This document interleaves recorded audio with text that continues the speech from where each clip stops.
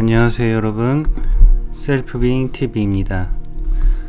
그동안 명절도 있었고 잘 지내셨는지 궁금하네요. 저도 현존 수업 10장까지를 마치고 좀 쉬었습니다.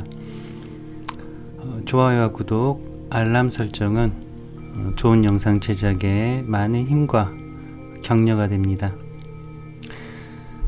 에크하르트 톨레의 저서 중에서 루시아 선생님께서 이제 번역하신 삶으로 다시 떠오르기를 제가 낭독을 해드리고 있습니다. 총 3개장 낭독을 하고 있고요. 지난 시간에 이제 고통체 5장, 이번 시간은 6장 감옥으로부터의 탈출입니다.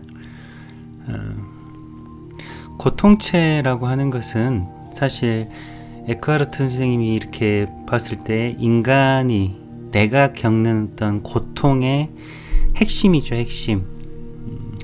그것은 어떤 가장 근본에 흐르는 어떠한 나의 생각 그리고 감정, 이런 생각과의 동일화를 통해서 외부 세계와의 분리감을 느끼고 그것이 극대화되게 됩니다.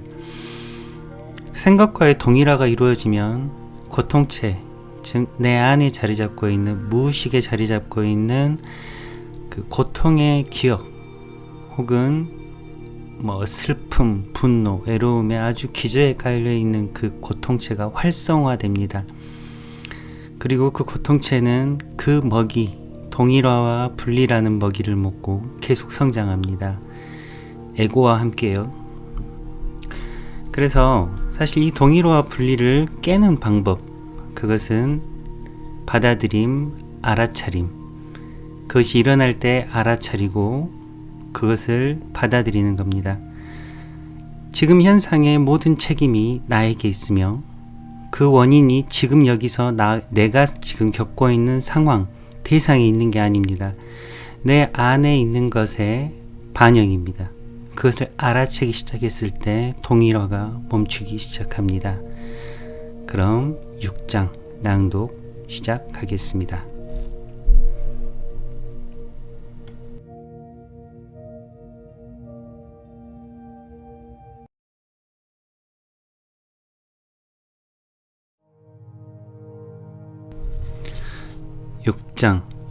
감옥으로부터의 탈출.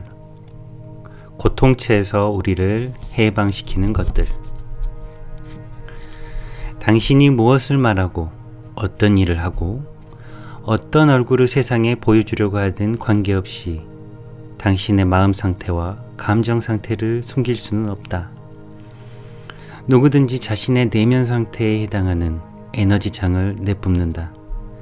그리고 대부분의 사람들은 무의식적으로라도 상대방이 내뿜는 에너지를 감지한다. 상대방을 어떻게 느끼고 어떻게 반응하는가가 그것에 의해 크게 좌우된다. 고통체로부터의 자유는 먼저 자신이 고통체를 가지고 있음을 깨닫는 일로부터 시작된다. 그런 후에 더 중요한 것은 충분히 현재의 순간에 머무르는 능력, 충분히 깨어있는 능력이다. 그럼으로써 고통체가 활성화될 때 부정적인 감정이 심하게 흘러들어오는 것을 느끼고 자신 안에 있는 고통체를 알아차리는 일이다. 그렇게 알아차릴 수 있다면 그 고통체는 더 이상 당신인 척하며 살아가거나 당신을 통해 자신을 재생시키는 일이 불가능하다. 의식적으로 현재의 순간에 존재하는 것만이 고통체와의 동일화를 끊을 수 있다. 당신이 동일화되지 않으면 고통체는 더 이상 당신의 생각을 조정할 수 없으며 당신의 생각을 먹이 삼아 스스로를 재생시킬 수 없다. 대부분의 고통체는 처음에는 잘 사라지지 않지만 당신이 고통체와 생각의 연결을 끊어버리면 고통체는 에너지를 잃기 시작한다. 당신의 생각은 이제 감정의 먹구름이 드리워지는 것이 중단된다. 현재의 감각, 지각이 과거에 의해 왜곡되지 않는다. 그러면 고통체에 갇혀있던 에너지가 주파수가 바뀌어 이 순간의 존재함으로 변형된다. 이런 방식으로 고통체는 깨어있는 의식을 위한 연료가 된다. 그런 까닭에 우리의 행성에서 가장 지혜롭고 최고의 깨달음을 얻은 인물들 대부분은 한때 무거운 고통체를 지니고 있었다.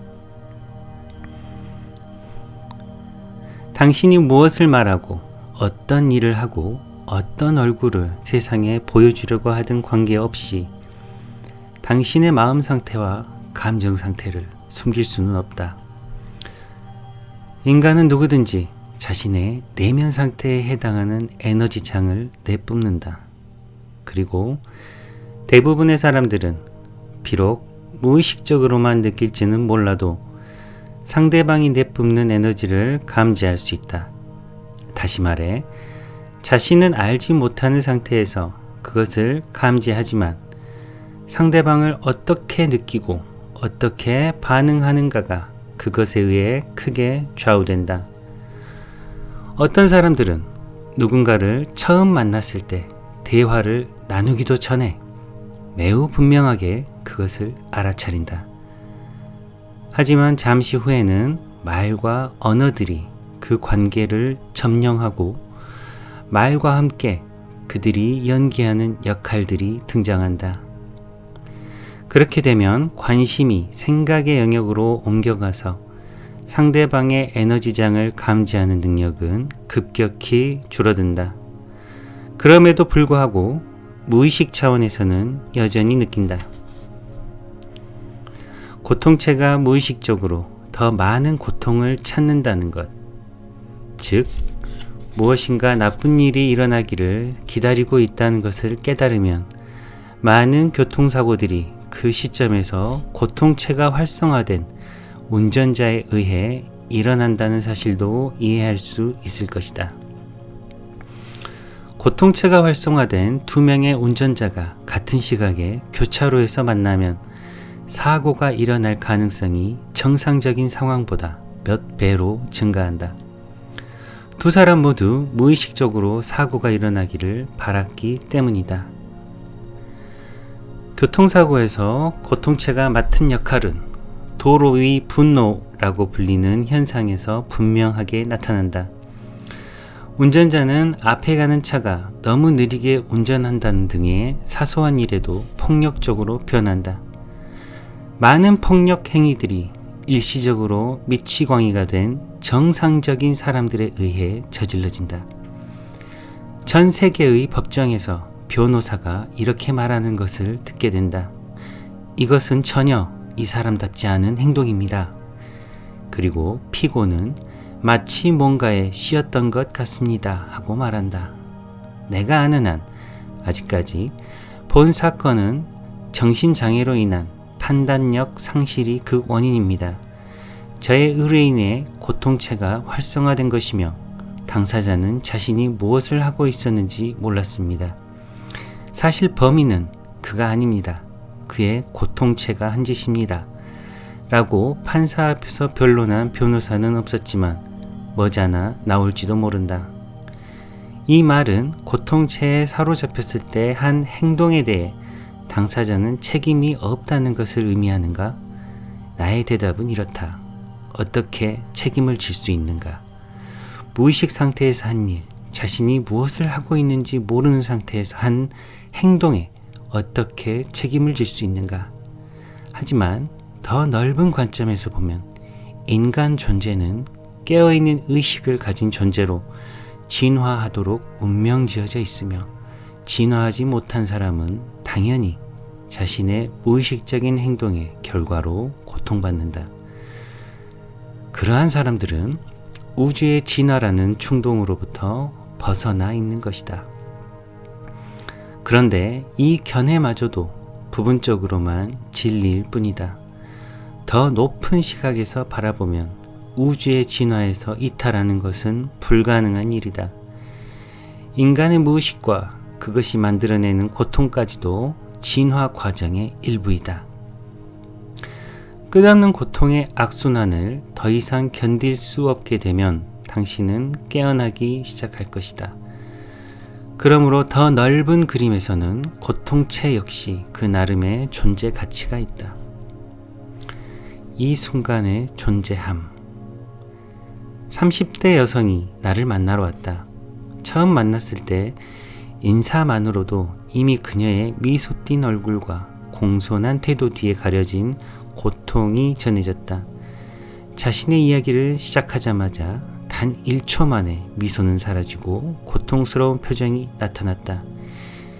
이내 그녀는 주체할 수 없이 흐느끼기 시작했다. 자신이 너무 외롭고 채워지지 않은 느낌이 가득하다고 했다. 분노와 슬픔도 심했다. 그녀는 어린 시절 폭력적인 아버지에게 학대받았다.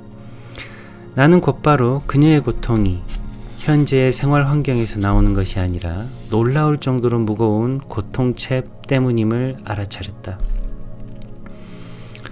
그녀는 그 고통체라는 새규리를 통해 삶을 바라보고 있었다. 그러나 아직 감정적인 고통과 자신의 생각이 어떻게 연결되어 있는지 알지 못하고 그 둘 다에 완전히 동일화되어 있었다. 자신의 생각으로 고통체를 키우고 있음을 볼 수 없었다. 말하자면 그녀는 몹시 불행한 자아의 짐을 지고 살아왔다. 그러나 자신의 고통은 자기 자신에게서 나오며 자기 자신이 자신의 짐임을 어느 차원에선가 깨달았음에 틀림없다. 그녀는 깨어날 준비가 되어 있었고 그래서 나를 찾아온 것이었다. 나는 그녀가 몸 내부에 있는 느낌으로 관심을 집중하도록 유도하고 불행한 생각과 불행한 인생 이야기라는 새규리를 통하지 말고 직접 그 감정을 느껴보라고 요청했다. 자신은 불행으로부터 벗어나는 방법을 배우러 온 것이지 불행 속으로 들어가기 위해 온 것이 아니라고 그녀는 말했지만 마지못해 내가 하라는 대로 했다. 이윽고 눈물이 흘러내리고 그녀의 몸이 떨리기 시작했다. 내가 말했다. 그것이 지금 이 순간에 당신이 느끼는 것입니다. 그것이 지금 이 순간에 당신이 느끼는 것이라는 사실은 어떻게도 할 수 없습니다. 그렇다면 이런 건 싫다, 그렇지 않은 상태가 되고 싶다는 생각을 중단하고 그런 생각을 한다 해도 이미 있는 고통에 더 많은 고통이 첨가될 뿐이니까 이것이 지금 자신이 느끼는 것임을 완전히 받아들일 수는 없습니까? 그녀는 잠시 조용히 있다가 갑자기 고개를 들더니 금방이라도 일어나 돌아갈 것 같은 모습으로 화를 내며 말했다. 아니요, 난 이것을 받아들이고 싶지 않아요. 내가 되물었다. 그렇게 말하는 건 누구인가요? 당신인가요? 아니면 당신 안의 그 불행인가요? 불행한 자신에 대해 생각하고 불행해지는 것 또한 불행을 쌓는 일이라는 걸 볼 수 없습니까? 그녀는 다시금 침묵했다. 내가 말했다. 당신에게 지금 무엇을 하라는 것이 아닙니다. 하지만 그 느낌들이 그곳에 있도록 허용하는 것이 가능한가 묻고 있는 것입니다. 이상하게 들릴지도 모르지만 바꿔 말하면 이런 것입니다. 당신이 자신의 불행에 대해 신경 쓰지 않는다면 그 불행은 어떻게 될까요? 그것이 알고 싶지 않은가요? 그녀는 잠시 당황한 듯 하더니 1분여 동안 말없이 앉아 있었다. 나는 그녀의 에너지장에 갑자기 중요한 변화가 일어난 것을 눈치챘다. 그녀가 말했다. 이상하군요. 나는 여전히 불행하지만 그래도 그 불행 주위에 공간이 생긴 것 같아요. 예전만큼 그 불행을 중요하게 생각하지 않게 되었어요. 불행 주위에 공간이 생긴다는 표현을 들은 것은 그때가 처음이었다. 물론 그 공간은 현재의 순간에 경험하고 있는 것이 무엇이든 그것을 전면적으로 받아들일 때 생겨난다. 나는 그 이상은 많은 말을 하지 않고 그녀가 그 경험과 함께하도록 해주었다. 이윽고 그녀는 이해했다.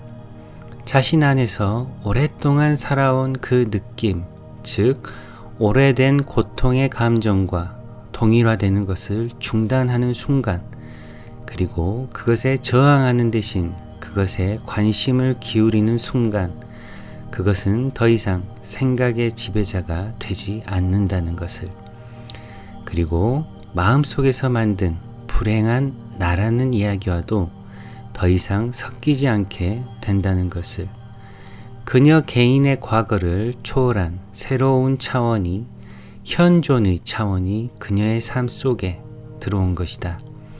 불행한 이야기가 없이는 불행해질 수 없기 때문에 그것으로 그녀의 불행은 끝이 났다.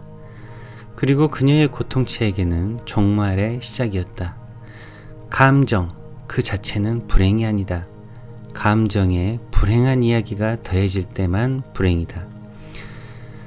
우리의 상담이 끝났을 때 나는 또 한 명의 인간 존재 안에서 현존이 일어나는 것을 목격하게 되어 기뻤다. 우리가 인간 형상으로 존재하는 이유는 바로 의식의 차원을 세상으로 가져오기 위함이다. 또한 고통체와의 싸움을 통해서가 아니라 그것의 의식의 빛을 가져옴으로써 그 고통체가 줄어드는 것도 나는 목격했다. 방문객이 떠나고 몇 분 뒤 전달할 것이 있어 한 친구가 찾아왔다. 그 친구는 방으로 들어서자마자 말했다. 여기서 무슨 일이 있었어? 무겁고 음울한 에너지가 느껴져. 토할 것만 같아. 창문을 열고 향을 피우는 게 좋겠어. 나는 방금 전 여기서 매우 단단한 고통체를 가진 사람에게서 에너지의 심각한 분출을 목격했으며, 지금 느끼는 것은 아마도 우리의 상담 도중 방출된 에너지의 일부일 것이라고 설명했다. 그러나 친구는 더 이상 들으려고도 머물려고도 하지 않고 가능한 한 빨리 떠났다. 나는 창문을 열어둔 채 근처의 작은 인도 식당으로 저녁을 먹으러 나갔다. 그 식당에서 일어난 일은 내가 이미 알고 있던 것을 재확인하는 결과가 되었다. 개인적인 것으로 보이는 고통체도 어느 차원에서는 모두 연결되어 있다는 것이다. 그러나 그것이 이처럼 구체적인 형태로 확인되는 것에 놀랄 따름이었다. 고통체의 돌아옴. 나는 테이블에 앉아 음식을 주문했다. 식당 안에는 다른 손님들도 몇 명 있었다. 근처 테이블에는 휠체어를 탄 중년 남자가 있었고 막 식사를 마친 참이었다. 그는 내 쪽을 흘낏 짧지만 강렬하게 쳐다보았다. 그리고 몇 분이 흘렀다. 갑자기 그 남자는 안절부절 못하고 진정하지 못하더니 몸이 뒤틀리기 시작했다. 종업원이 접시를 치우려고 왔다. 그러자 남자는 트집을 잡기 시작했다. 정말 맛없는 음식이야. 아주 형편없다고 종업원이 물었다. 그럼 왜 드신 거죠? 그러자 남자는 감정이 머리끝까지 폭발해 욕설을 퍼붓기 시작했다. 그의 입에서 온갖 심한 말이 튀어나왔다. 강렬하고 폭력적인 증오가 식당 안을 가득 채웠다. 그 에너지가 먹잇감을 찾아 몸 세포 하나하나에 스며드는 것을 느낄 수 있었다. 이제 그 남자는 다른 손님들에게까지 마구 소리를 지르고 있었다. 하지만 지금 이 순간에 강렬한 현존을 느끼며 그곳에 앉아있는 나에 대해서는 어쩐 일인지 전혀 모른 채 했다. 나는 인류 공통의 고통체가 돌아와서 이렇게 말하고 있는 것 같은 의심이 들었다. 너는 나를 물리쳤다고 생각했겠지만 봐라, 난 아직 여기 있어. 또한 아까의 상담에서 방출된 에너지장이 나를 따라 식당으로 와서 잘 맞는 진동 주파수를 가진 사람에게, 즉 무거운 고통체를 가진 사람에게 달라붙은 것이 아닌가 하는 생각도 들었다. 식당 매니저가 문을 열고 그냥 가세요, 어서 나가요 하고 말했다. 그 남자는 전동 휠체어를 타고 나갔다. 어안이 벙벙해진 손님과 종업원들을 뒤로 한 채. 그러나 1분도 되지 않아 그가 다시 돌아왔다. 고통체는 아직 끝장을 본 게 아니었다. 더 많은 것을 필요로 했다. 남자는 휠체어로 문을 밀어젖히고는 욕설을 퍼부었다.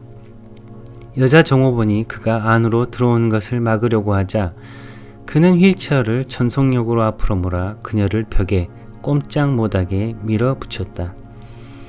다른 손님들이 달려와서 그를 떼어내려고 시도했다. 비명과 욕설로 아수라장이었다. 잠시 후 경찰이 도착했다. 남자는 온순해졌고 어서 떠나라는 명령을 들었으며 다시는 돌아오지 않았다.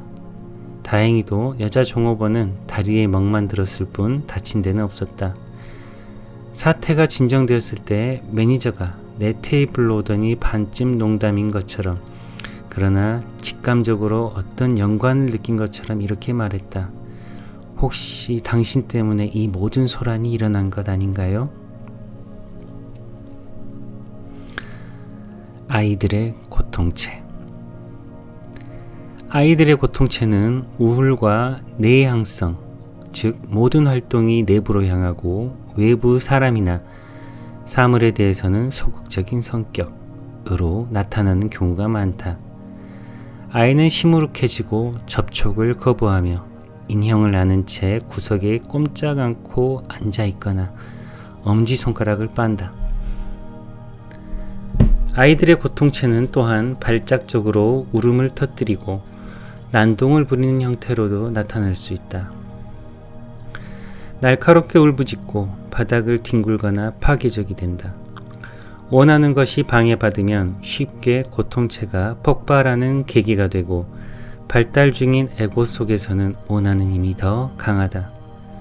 조금 전까지는 천사 같았던 아이가 몇 초 만에 작은 악마로 변신하면 부모는 이해할 수 없는 눈으로 바라보는 수밖에 없을 것이다. 이 모든 불행이 대체 어디서 오는 것일까 하고 의아해할 것이다.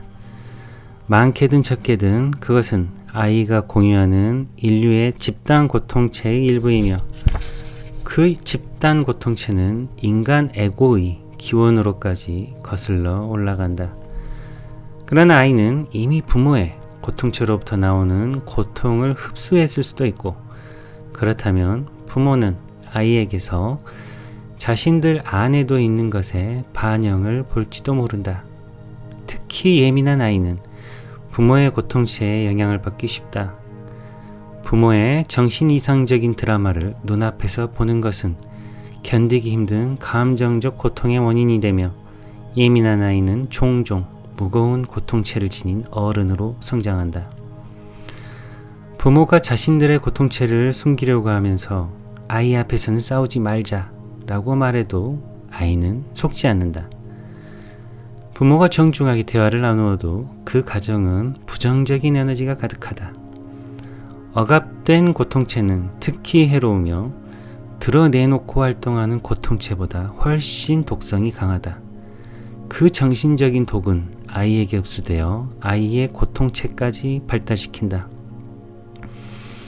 어떤 아이의 경우는 매우 무의식적인 부모와 살고 있는 동안 잠재의식 속에서 에고와 고통체에 대해 배우는 수도 있다. 부모가 둘 다 강한 에고와 무거운 고통체를 가진 한 여성은 나에게 고백하기를, 그녀의 부모가 서로에게 소리를 지르고 욕을 할 때마다 그들을 바라보며 자주 이렇게 생각했다고 했다. 이 사람들은 제정신이 아니야. 나는 어쩌다 이런 곳에 있게 됐지? 비록 그들을 사랑하긴 했지만 그런 생각이 드는 건 어찌할 수 없었다. 그녀는 어린 시절 이미 그런 식의 삶이 제정신이 아님을 알아차렸다. 그 알아차림 덕분에 부모로부터 흡수하는 고통의 양이 줄어들었다. 부모는 종종 아이의 고통체를 다루는 법에 대해 궁금해한다. 물론 먼저 던져야 할 질문은 자기 자신의 고통체를 다룰 줄 아는가이다. 자기 자신의 고통체를 이해하는가? 인식하는가? 충분히 현재의 순간에 존재하는 것이 가능하고, 그래서 고통체가 활성화되었을 때 그 감정이 생각으로 스며들어 자신을 불행한 사람으로 바꿔놓기 전에 그것을 알아차릴 수 있는가? 아이가 고통체의 공격을 받는 동안은 당신이 할 수 있는 일은 이 순간에 깨어있으면서 감정적인 반응에 말려들지 않도록 하는 것 외에는 별로 없다. 아이의 고통체는 감정적인 반응을 먹고 더 커질 것이다. 고통체들은 매우 극단적으로 드라마틱하다. 그러므로 그 드라마에 말려들어서는 안 된다. 그것을 너무 심각하게 받아들이지 않아야 한다. 원하는 것을 방해받아 고통체가 활성화된 경우에는 아이의 요구에 굴복해서는 안 된다. 그렇지 않으면 아이는 내가 더 불행해질수록 갖고 싶은 것을 더 많이 얻게 된다는 것을 배운다. 이것은 훗날 삶의 기능장애를 초래한다. 당신의 무반응에 아이의 고통체는 좌절하고 잠시 후 더욱 격렬해질지 모르지만 머지않아 진정된다. 다행히 아이들의 고통체는 어른보다 대개 활동시간이 짧다. 고통체의 활동이 진정되고 나서 얼마 후 혹은 다음 날이라도 일어난 일에 대해 아이와 대화를 나눌 수 있을 것이다. 그러나 아이에게 고통체에 대해 말해서는 안 된다. 대신 이런 식으로 물어보는 것이 좋다.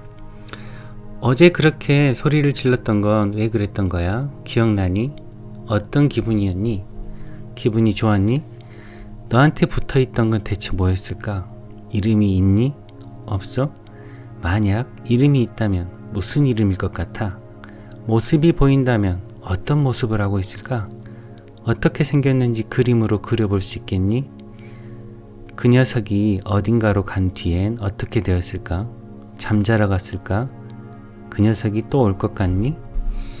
이 질문들은 한 예에 불과하지만 어떤 질문이라도 아이의 관찰 능력을 일깨우는 것이 그 의도이다. 관찰 능력, 즉 현재의 순간에 존재하는 능력을 일깨우기 위한 것이다. 이것이 아이가 고통체와의 동일화로부터 벗어나도록 도울 것이다. 또한 아이가 이해할 수 있는 단어들로 당신 자신의 고통체에 대해 말해주는 것도 좋을 것이다. 다음번에 아이가 고통체에 지배당할 때 어머 녀석이 돌아왔네 그렇지 하고 말해보라. 그것에 대해 말할 때 아이가 사용했던 단어를 쓰면 더 좋다. 그것이 어떤 느낌인가로 아이의 관심을 돌린다. 그때는 비판하거나 비난하지 말아야 한다. 흥미와 호기심을 갖고 다가가야 한다. 아마도 이것으로는 고통체의 공격을 막을 수 없고 아이는 당신의 말을 듣지 않는 것처럼 보일지도 모른다. 그러나 고통체의 활동이 가장 활발한 때에도 아이는 의식 어딘가에서 알아차리고 있다. 이런 것이 몇 번 반복되는 동안 그 알아차림은 더 강해지고 고통체는 약해진다. 아이는 현존 속에서 성장하고 있는 것이다. 그리하여 어느 날 아이는 당신의 고통체가 당신을 조종하고 있다는 것을 지적하게 될지도 모른다. 불행. 모든 불행이 고통체에서 나오는 것은 아니다. 새로운 불행도 있다. 당신이 현재의 순간에서 벗어나고 이런저런 방식으로 지금 이 순간을 거부하기 때문에 생겨나는 불행이다. 지금 이 순간은 언제나 있는 그대로이며 피할 수 없는 것임을 알게 되면 조건 없이 예라고 말할 수 있고 더 이상의 불필요한 불행을 창조한 일도 없어진다. 뿐만 아니라 내면에 존재하는 저항이 사라지면 삶 그 자체가 당신에게 힘을 가져다 준다. 고통체의 불행은 언제나 원인과 결과가 불균형하다. 말하자면 과잉 반응이다. 그렇기 때문에 그것을 알아차릴 수 있다. 물론 고통체에 사로잡힌 당사자는 알아차리지 못하지만 무거운 고통체를 지닌 사람은 동요하고 분노하고 상처받고 슬퍼하고 두려워할 이유를 쉽게 발견한다. 다른 사람이라면 미소 지으며 어깨를 으쓱하고 넘어가거나 알아차리지도 못했을 별로 중요하지도 않은 일들이 심한 불행의 명백한 원인이 된다. 물론 그것들은 불행이 진정한 원인이 아니라 단지 방아쇠에 불과하다. 축적된 오랜 감정을 되살리는 것이다. 그 감정이 머릿속으로 옮겨가 증폭되어서 에고에 지배되는 마음 구조의 활기를 불어넣는다. 고통체와 에고는 매우 가까운 친척이다. 양쪽은 서로를 필요로 한다. 고통체를 촉발시키는 사건과 상황은 몹시 감정적인 에고의 화면을 통해 해석되고 반응을 일으킨다. 즉 사건과 상황의 중요성이 완전히 왜곡된다. 자신의 내면에 있는 과거의 감정적인 눈으로 현재를 보는 것이다. 다시 말해 당신이 보고 경험하는 것은 현재의 사건과 상황 속에 있지 않고 당신 자신 안에 있다. 경우에 따라서는 현재의 사건과 상황 속에 있을 수도 있지만 그것을 자신의 반응을 통해 더욱 확대시킨다. 이 반응과 확대야말로 고통체가 바라고 필요로 하는 것이다. 고통체는 그것을 먹고 산다.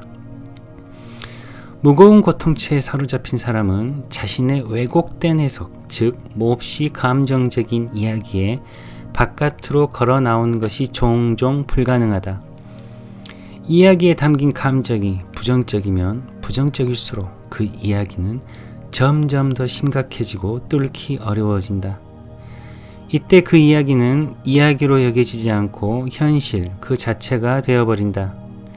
생각과 그것에 동반되는 감정 속에 완전히 갇혀버리면 밖으로 빠져나오는 것이 불가능하다. 왜냐하면 바깥이 있다는 것조차 알지 못하기 때문이다. 자신이 만들어낸 영화와 꿈속에 갇혀있는 것이다. 자신만의 지옥에 갇혀있는 것이다. 그것이 당사자에게는 현실 그 자체이며 다른 현실은 존재하지 않는다. 또한 당사자에게는 자신의 반응 이외의 다른 반응은 불가능하다.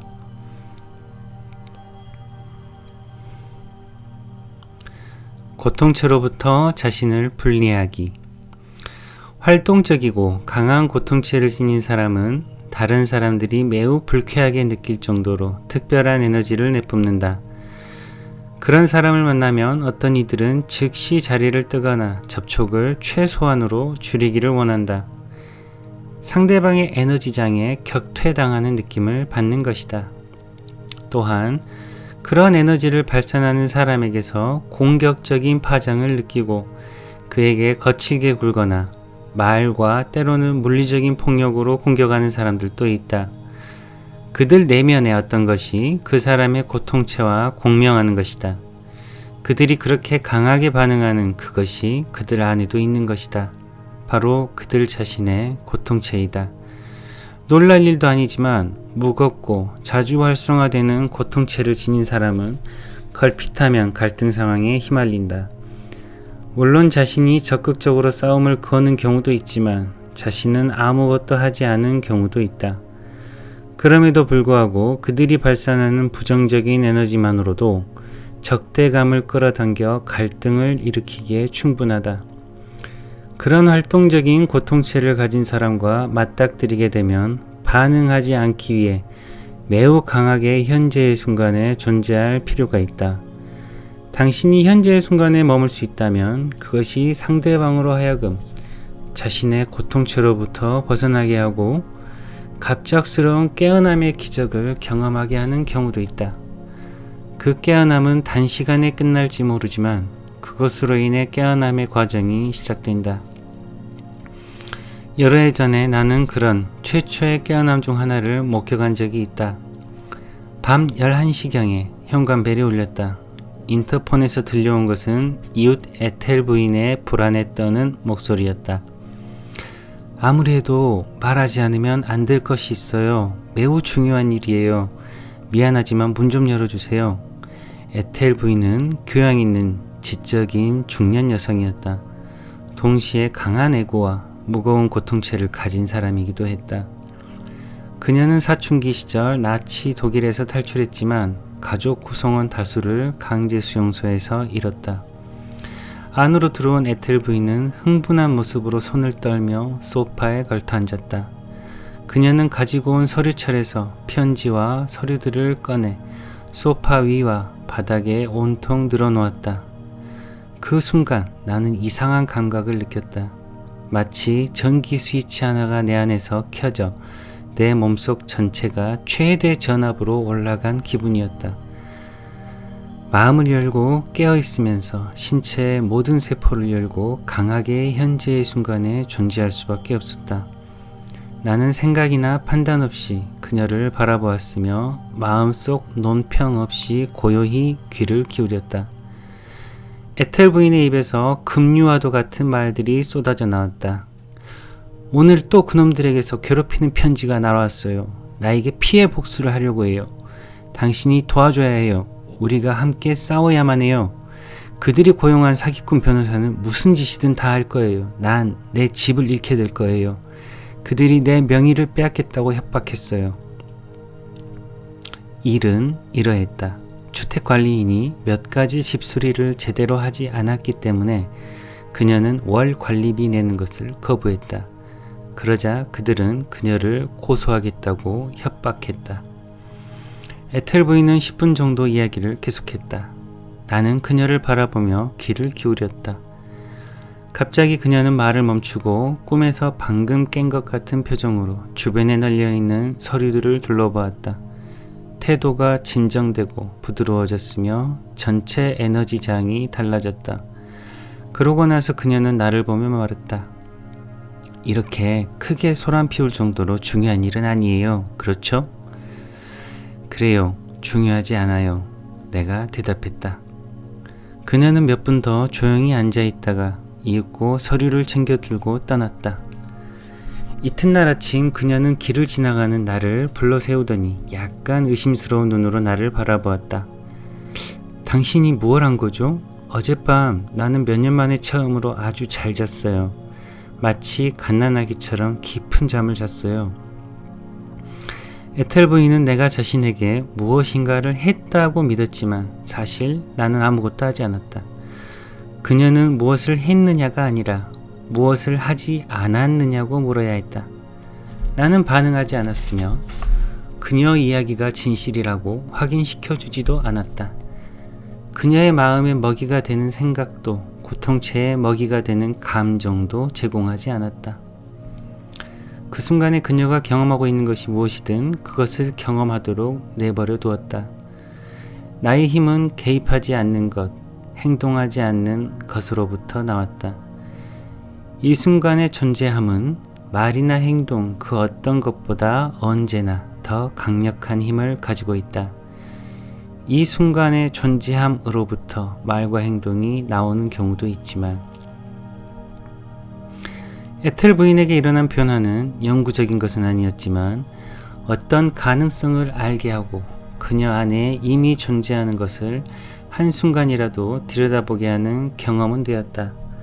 선에서는 이 관찰의 체험을 초견성이라고 부른다. 초견성이라는 것은 현재의 순간의 존재함이며 머릿속 목소리와 사고 과정으로부터 그리고 그 생각이 몸속에 일으키는 감정으로부터 잠깐 동안 걸어 나오는 경험이다. 그렇게 하면 자신의 내면에 넓은 공간이 생긴다.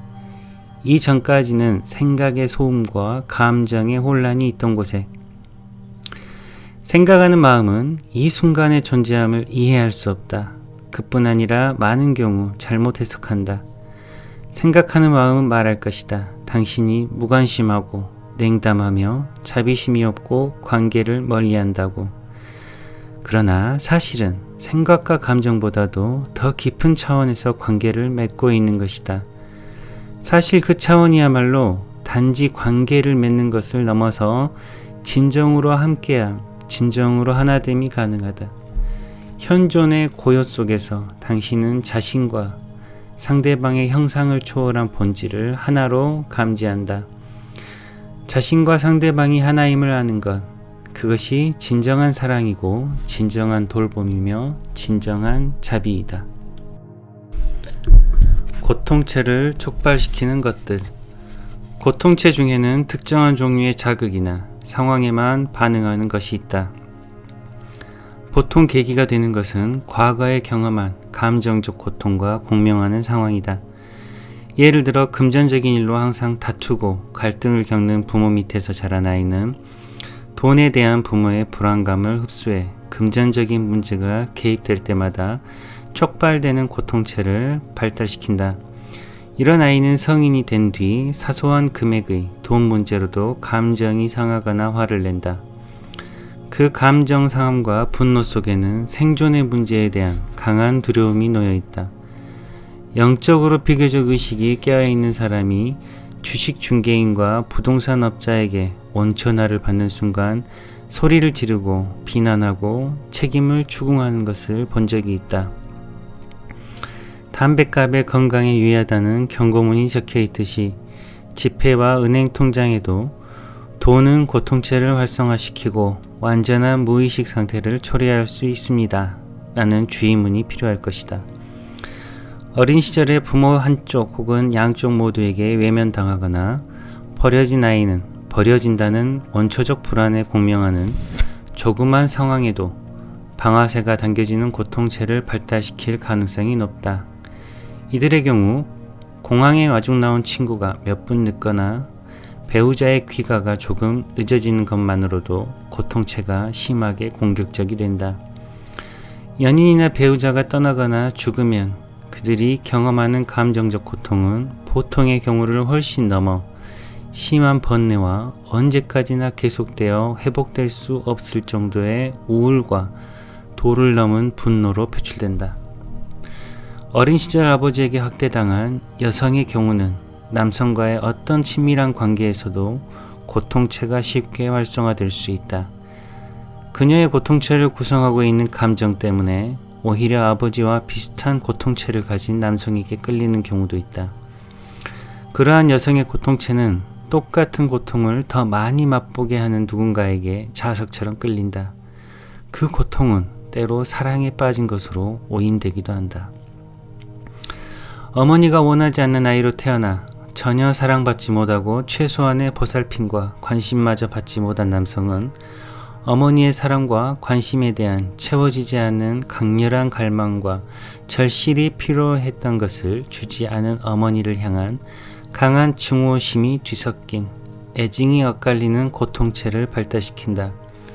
이런 남성이 성인이 되면 거의 모든 여성이 그의 고통체의 결핍감, 즉 감정적 고통의 형태를 촉발시킬 것이며 만나는 여성 거의 대부분을 유혹하고 정복하려는 중독적인 충동을 보인다.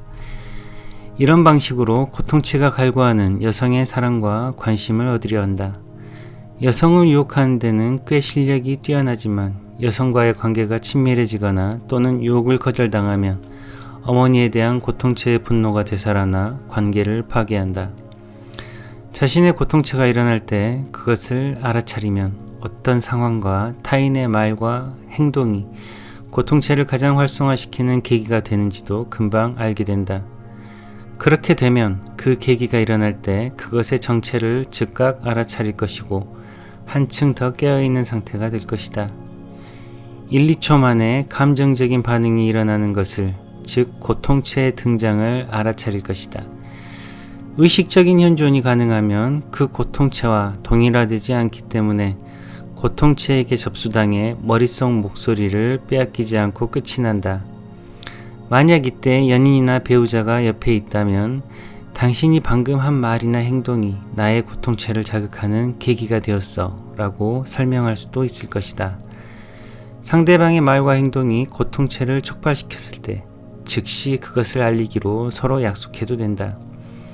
그렇게 하면 더 이상 관계의 드라마에 의해 고통체가 커지는 것을 막고 무의식으로 끌려 들어가는 대신 온전히 현재의 순간에 존재하는 데 도움이 될 것이다. 고통체가 일어날 때 당신이 현재의 순간에 존재한다면 그때마다 고통체의 부정적인 감정 에너지의 일부가 불살라지고 현존으로 변형된다. 남아있는 고통체는 서둘러 철수해 다음 기회를, 즉 당신의 의식이 덜 깨어있는 기회를 기다릴 것이다. 고통체가 일어날 더 좋은 기회는 당신이 지금 이 순간의 존재함을 잊을 때, 아마도 당신이 몇 잔의 술을 마신 후이거나 폭력적인 영화를 보고 있는 동안에 올 수도 있다. 짜증과 걱정 같은 정말로 작은 부정적인 감정도 고통체가 들어오는 출입구가 될 수 있다. 고통체에게 필요한 것은 당신의 무의식이다. 고통체는 현존의 빛에는 견디지 못한다. 나를 깨우는 고통체. 처음에는 고통체가 인류에게 새로운 의식이 일어나는데 가장 큰 장애물로 보일지도 모른다. 고통체는 마음을 점령하고 생각을 조종하고 왜곡시키며 인간관계를 방해한다. 에너지장에 자욱하게 끼인 먹구름 같은 느낌이다. 고통체는 인간을 무의식으로 몰아가는 경향이 있다. 영적으로 말하면 마음이나 감정과 완전히 동일화됨을 의미한다. 고통체는 맞대응하게 만들고 자신과 세상 속에 불행을 키우는 의도된 말과 행동을 하게 만든다. 그러나 불행이 커지면 삶의 혼란도 증가한다. 몸이 스트레스를 견딜 수 없어 병에 걸리거나 다른 기능장애를 일으킬지도 모른다. 나쁜 일이 일어나기를 바라는 고통체 때문에 사고에 휘말리거나 큰 갈등 상황이나 드라마에 연루되거나 폭력 행위의 가해자가 되는 경우도 있을 것이다. 혹은 모든 것이 힘들어 견딜 수 없고 더 이상 자신의 불행한 자와 함께 살아갈 수 없을 것이다. 물론 고통체는 그 거짓차의 일부이다. 고통체에 사로잡힐 때마다 그리고 고통체를 고통체로 알아볼 수 없을 때마다 고통체가 당신 에고의 일부가 된다. 당신이 동일화되는 대상은 무엇이든 에고로 바뀐다. 고통체는 에고가 동일화될 수 있는 가장 강력한 것 중 하나이며 고통체 또한 먹이를 얻고 자신을 재생시키기 위해 에고를 필요로 한다. 그러나 이 불건강한 동맹관계는 이윽고 고통체가 너무 무거워져서 에고의 마음 구조로는 견딜 수 없을 때 끝장이 난다. 에고는 고통체에 의해 강화되기는커녕 그 강한 에너지의 맹공격에 손상된다. 전기기구가 전류의 힘을 얻고 작동하지만 전압이 너무 높아지면 파괴되는 것과 같다. 강한 고통체를 가진 사람들은 종종 더 이상 삶을 견딜 수 없고 이 이상의 고통도 드라마도 받아들일 수 없다고 말할 정도까지 내몰린다. 어떤 이는 이것을 솔직하고 단순하게 불행한 것에 질렸다 라고 표현했다. 또한 내가 지난날 그랬던 것처럼 더 이상 자기 자신과 함께 살 수 없다고 느끼는 경우도 있다. 그렇게 되면 내면의 평화가 최우선 사항이 된다. 극도의 감정적 고통이 불행한 자신을 만드는 마음의 내용물과 정신적, 감정적 구조로부터 자신을 분리시키도록 떠미는 것이다. 그때 알게 된다. 자신의 불행한 이야기도 감정도 사실은 진정한 자기 자신이 아님을, 그 알미 자신이지 그 알미의 대상이 자신이 아님을 깨닫는다. 무의식 속으로 끌어당기는 대신 그 고통체는 잠을 깨우는 자, 현존의 상태로 돌아가게 만드는 결정적인 요소가 된다. 그러나 지금 이 행성에는 우리가 목격하고 있듯이 일찍이 없던 큰 의식의 흐름이 일어나고 있기 때문에 많은 사람들은 극심한 고통의 수렁을 통과하지 않아도 고통체로부터 자신을 분리시킬 수 있게 되었다. 자신이 기능장애 상태로 미끄러져 돌아갔음을 알아차릴 때마다 생각과 감정과의 동일화로부터 분리되어 이 순간의 존재함으로 들어가는 것을 선택할 수 있다. 저항을 포기하고 고요하게 깨어있으면서 마음 안이든 마음 밖이든 있는 그대로의 상태와 하나가 되는 것이다. 인류 진화의 다음 단계는 필연적인 것은 아니지만 우리 행성의 역사상 최초로 의식적인 선택이 될 수 있다. 그 선택을 하는 것은 누구인가? 당신이다. 당신은 누구인가? 스스로를 의식하게 된 의식이다. 고통체로부터의 자유. 사람들이 자주 묻는 질문은 이것이다. 고통체로부터 자유로워지는 데는 얼마나 오래 걸리는가? 물론 그 대답은 그 사람의 고통체의 밀도나 강도뿐 아니라 그가 어느 정도까지 진정으로 이 순간의 존재함이 가능한가에 따라 다르다는 것이다. 그러나 당신이 자신에게나 타인에게 가하는 고통의 원인은 고통체 그 자체가 아니라 고통체와의 동일화이다. 다시 또다시 반복해 과거를 살게 만들고 당신을 무의식 상태 속에 계속 가둬두는 것은 고통체가 아니라 고통체와의 동일화이다. 따라서 더 중요한 질문은 이것일 것이다. 고통체와의 동일화로부터 자유로워지는 데는 얼마나 오래 걸리는가? 그리고 그 질문에 대한 대답은 이것이다. 그것에는 전혀 시간이 걸리지 않는다. 고통체가 활성화되었을 때 자신이 느끼고 있는 것이 자기 안의 고통체임을 아는 것이 필요하다. 그 알미 고통체와의 동일화를 끊는 데 필요한 전부이다. 그리고 고통체와의 동일화가 멈출 때 변화가 시작된다. 고통체임을 아는 것만으로도 과거의 감정이 머릿속에서 일어나 마음속 대화를 점령할 뿐 아니라 다른 사람들과의 관계나 자신의 행동까지 지배하는 것을 막을 수 있다. 이것은 고통체가 더 이상 당신을 사용할 수 없고 당신을 통해 자신을 재생할 수 없음을 의미한다.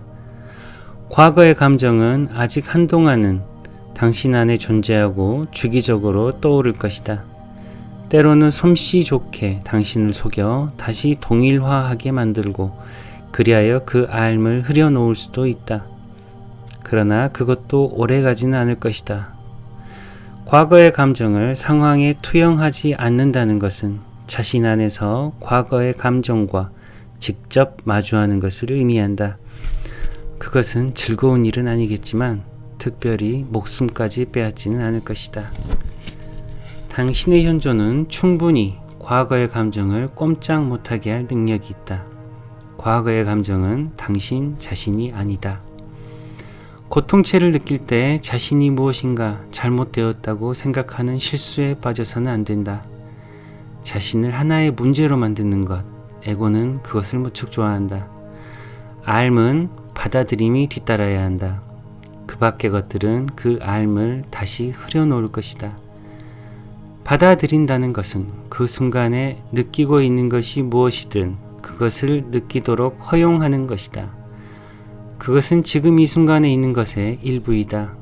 있는 그것에 반론을 던질 수는 없다. 아니, 할 수도 있겠지만 만약 그렇게 한다면 당신이 고통받을 뿐이다. 받아들임을 통해 당신은 넓고 광대한 본래의 자신이 된다. 전체가 되는 것이다. 당신은 더 이상 하나의 조각이 아니다. 에고는 스스로를 하나의 조각으로 인식한다. 이제 당신의 진정한 본질이 나타나며 그것은 신의 본질과 하나이다. 예수는 이것을 가리켜 이렇게 말한다. 하늘에 계신 너희 아버지가 전체이셨듯이 너희도 전체이여라. 신약 성서에는 완벽하라 라고 기록되어 있지만 이것은 전체라는 의미의 본래의 히라버를 오역한 것이다. 다시 말해 당신은 전체가 될 필요가 없으며 이미 전체인 자신이어야 한다. 고통체가 있든 없든. 예, 이렇게 오늘 6장 낭독을 다 마쳤습니다. 이 총 삶으로 다시 떠오르기 책은 총 10장으로 구성이 되어 있고 연금술사에서 출판됐고요. 제가 이제 허가받기로 3꼭지를 허가를 받았었고 그 중에서 이제 가장 중요하다 혹은 뭐 이렇게 가장 와닿는다라고 생각되는 장들, 삶의 목적에 깨어나기 9번째 꼭지, 그리고 고통체, 그리고 감옥으로부터의 탈출, 이렇게 3개 꼭지를 제가 쭉 이렇게 낭독을 해드렸어요. 이 에크하르트 톨레 선생님이 하여튼 핵심을 이루는 것은 그렇습니다. 에고의 탄생은 생각과의 동일화를 통해서 일어나고 생각과의 동일화를 통해서 생겨나는 에고는 감정을 통해 또 그 감정을 연료로 사이클 돌듯이 계속 커집니다. 이 생각과의 동일화, 그 다음 감정을 통해서 다시 커지고 또 다른 생각, 다시 감정이 일어나고, 예, 다 거짓인데도 그렇게 생각과 감정의 동일화를 통해서 에고는 자라나고 커집니다. 문제는 이 생각과의 동일하, 내가 하는 생각이다, 내가 이것이 옳다, 저 사람은 틀렸다, 내가 옳다, 세상은 틀렸다, 이런 식의 어떤 이제 생각과의 동일화 있잖아요. 이 생각과의 동일화를 통해서 일어나는 감정이 무엇인가 한번 살펴보십시오. 외로움일 거예요. 외로움. 그리고 고독. 같은 말인가요? 외로움. 그 다음은 분노입니다. 그 다음엔 뭔가 폭발적인 화가 일어나고 이제 행위를 하게 되면 엄청난 후회와 슬픔에 빠지게 됩니다. 그런데 그 다음에 또 다른 생각이 일어나죠. 이게 이제 어떻게 보면 이 에크하르트 톨레 선생님이 이야기하는 인간 고통의 가장 근본에 들어있는 겁니다. 그래서 이제 그것을 멈추는 방법이 생각과의 동일화 단계에서 알아채라는 것이죠. 그리고 그렇게 할 수 있는 가장 가까운 방법이 내 몸의 변화를 관찰하는 겁니다. 내 안에서는 무슨 일이 일어나고 있는가? 나는 지금 평안한가? 나의 호흡은 깊은가? 나는 발에 땅을 딛고 서 있는가? 내 다리는 흔들거리지 않는가? 이런 것에 대한 거죠. 그렇게 내 내면으로 들어가서 내 안이 평안하다면 나는 지금 여기를 살고 있는 겁니다. 하지만 그렇지 않다라고 하면 뭔가 나는 에고로서 판단을 내리고 뭔가 후회하고 슬퍼할 짓을 하고 있는 거죠. 물론 어떤 면에서는 이제 그런 식으로 되게 사람들은 나이를 많이 먹어갑니다. 그래서 어떤 면에서는 이렇게 우리가 어른이 됐다고 해서 어떤 지혜를 갖고 있다, 삶을 안다라고 할 수는 없죠. 어떤 면에서는 더 꼿꼿하고 두꺼운 에고를 갖고 있는 경우가 많습니다. 그래서 사실은 어떤 면에서는 또 그와 공명하는 에고를 갖고 있는 사람들이 그 사람이 제자가 되는 경우도 많고요. 정치적으로는 추종자가 되는 경우도 많습니다. 교우관계로는 친구가 되는 경우도 많고요. 사실 이런 에고, 즉 생각과 동일화, 감정을 통해, 감정의 연료를 통해서 이렇게 커져가는 에고, 그 에고가 또 가지고 있는 고통체라고 하는 게 있죠. 근데 이 고통체는 이제 5장에서 낭독해 드렸지만 어떤 나라에서 태어나서 그 민족으로서 갖고 있는 고통체가 있습니다. 특별히 저는 이 한반도에서 태어난 사람들은 대부분 한의 정서를 갖고 있다고 하죠. 저는 그렇게 좋게 생각하지는 않습니다. 한의 정서는 이게 겉으로 드러날 때 똘똘 뭉쳐서 어떤 때는 위기 극복을 하게도 만들지만요, 엄청나게 폭력적인 경우도 많습니다. 어떻게 사람들이 이렇게 순간적으로 뜨겁게 데펴질 수 있는가, 놀라운 거거든요. 좋게 말하면 그런 거지만 이 한의 정서가 갖고 있는 반면을 보면 굉장히 폭력적임을 알 수 있습니다. 객관적이지 않아요. 그래서 이런 기본적인 어떤 고통체에는 민족적으로 갖고 있는 그런 정서적인 게 있고요. 또 이제 어떤 집안에서 태어났고 어떤 가정 환경에서 어떤 교육을 받고 컸는가, 거기에 따른 또 고통체가 있겠죠. 그런 고통체가 성인이 됐을 때 이제 어떤 출구를 통해서건 계속 사이클 반복을 일으킵니다. 그래서 이제 제가 이 영상 마지막에 현존 수업 영상을 링크를 걸어 놓겠습니다. 현존 수업 마이클 브라운도 마찬가지 이야기를 하고 있죠. 이 고통체하고 유사하게 사용하는 단어가 마이클 브라운의 현존 수업에서는 각인된 감정체입니다.